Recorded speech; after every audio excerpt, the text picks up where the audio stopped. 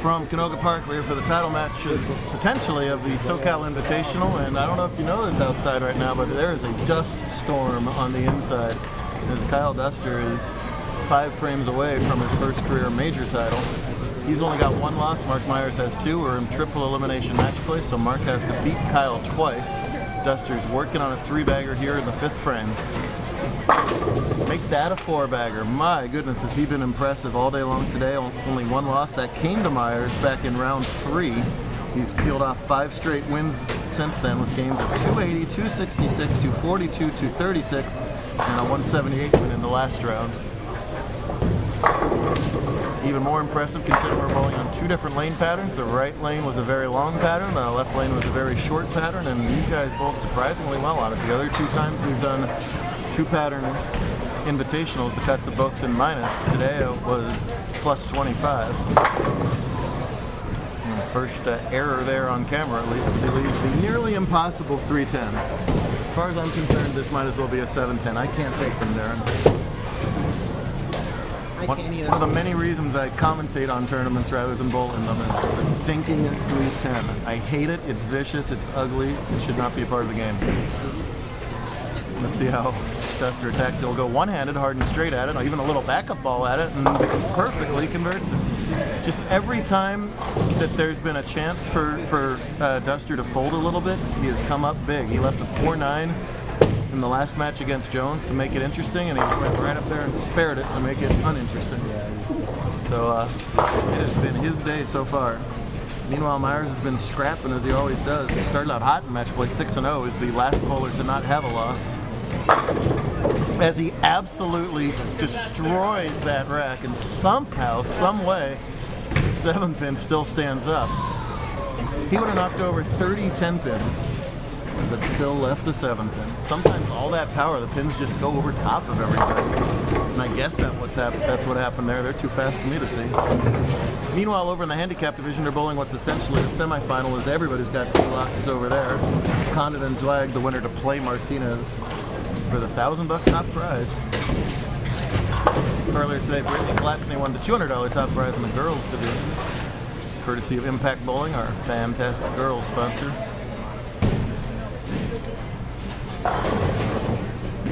Mark came in as the number 12 seed, while Duster, the 16th seed. He was exempt into the finals as a result of being in the top 5 in points, and that's why you work all season for that exemption. A lot of bowlers over the years have treated that first 5 games when you're exempt as sort of a practice round. It is a little bit more of an uphill battle when you're a lower seed, but not that much. I have to wonder how much Kyle was just fishing around, because he did not look good in the first 5 games at all, obviously, and has been exceptional in match play. Meanwhile, just a little bit of a highlight reel here going on for Mark. High 1 frame, light the next, light on the drier lane. Covers the 2, but he's in trouble. The Zweig in question, by the way, was Leah Zweig. There could be any confusion there. Big brother Matt. Leah, I believe, is getting 17, and right now over there, she's in the lead scratch. So looking good for Leah right now.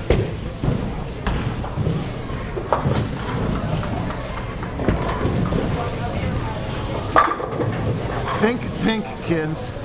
That is a devastating strike ball. We talked about this in the last time he made the show when he won his first title a couple months ago. I have openly told him I did not like to move the 2 hands with him. He was struggling one-handed, but it just didn't seem like the right move, and he is constantly proving all of us wrong. As this is not how it looked when he first started 2-handed. The timing looked bad, it was all over the place, he wasn't able to throw it fast enough. None of those things applies to the way he throws it right now. Whoa! Right now, and he did that because a door opened halfway down lane 1. One problem with 2-handing is it's tough to stop when you're at that point in your delivery. That was a nice stop from Duster right there. Thanks a lot, lane 1. Listen, we love Mike Willis and Team here at Canoga, but we got to take layer 31 and 32 out to the woodshed and just start all over. There was not our friend today. Well, and he doesn't survive that distraction that well. War shot of the, well, I guess he was up high on the last time on that. That's the drier lane, so you would think that the two-hander would struggle a little bit more in that lane. Then again, fellow two-hander Myers has been light on that lane, so. Modern bowling, folks, 4 hands, no thumbs.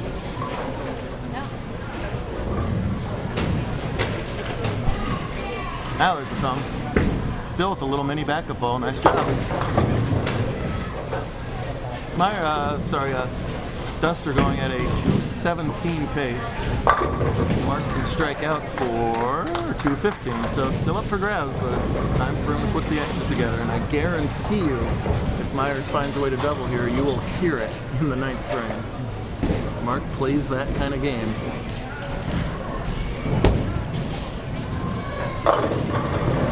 However, just not zoned in on this pair right now.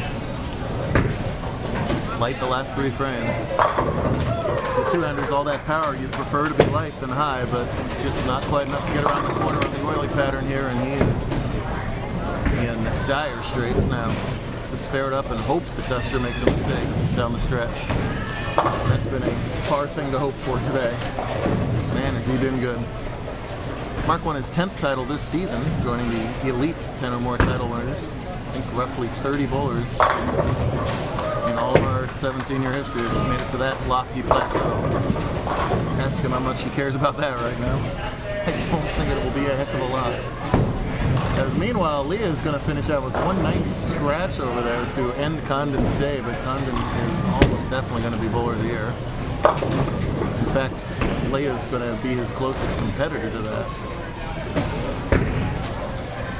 So we'll have to see how that plays out. Wow, 193 scratch for Leah. And that 9 count's going to end the day for Myers, and in one game, the dust storm has completely obliterated the scratch division field. Avenging his only loss of the day to Myers back in round 3, he takes care of business here and wraps up the invite in a $1,000 payday. Kyle Duster, ladies and gentlemen. Will the reels wide stand up, by the way? Lands better. How many 193s did you shoot today? And there it is. Wowee.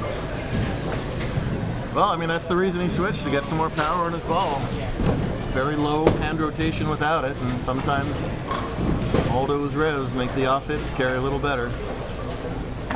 It's a give and take sort of thing. They can make the misses uglier.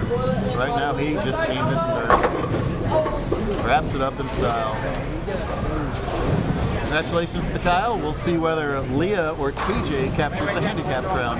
Just a minute. I'm about to turn you off, so you better do something. Oh, there's the one end. Any questions, kids? Mark's not in the mood for it, but his one-handed's pretty similar. Will he try it? No. No, we might go a little lofto here instead. Nope. Actually wants to see me that better. Of course they fell. They always fall now. We'll see you later, folks. Congratulations, Kyle. No.